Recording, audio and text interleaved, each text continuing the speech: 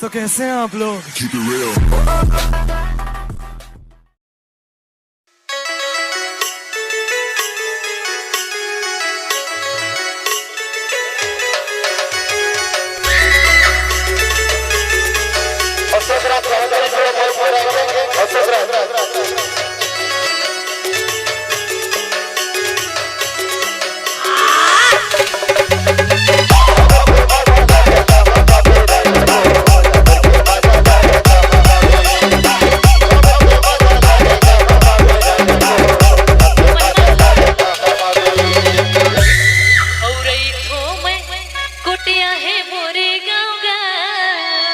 लबारी में नहीं मारता और इथो में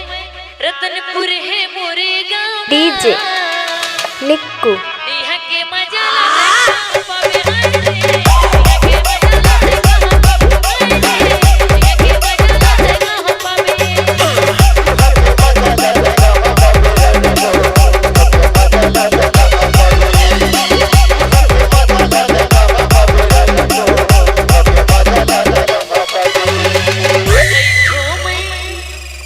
रईथो में कोटिया मोरे गाँव का यहाँ के मजा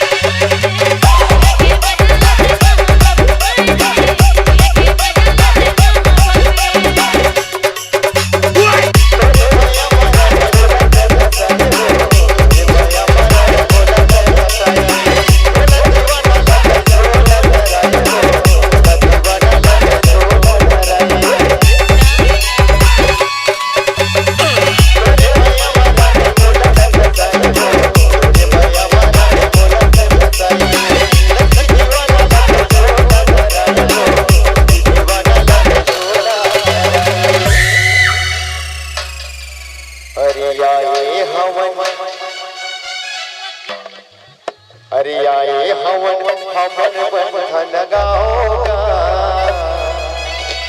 और लक्ष्मी सरगुजिया मोरे नाओगा डीजे निक्कू लक्ष्मी के मजा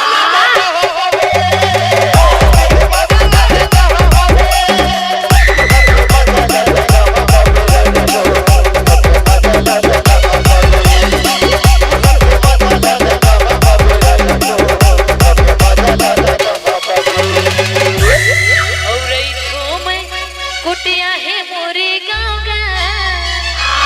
यहाँ के मजा लाते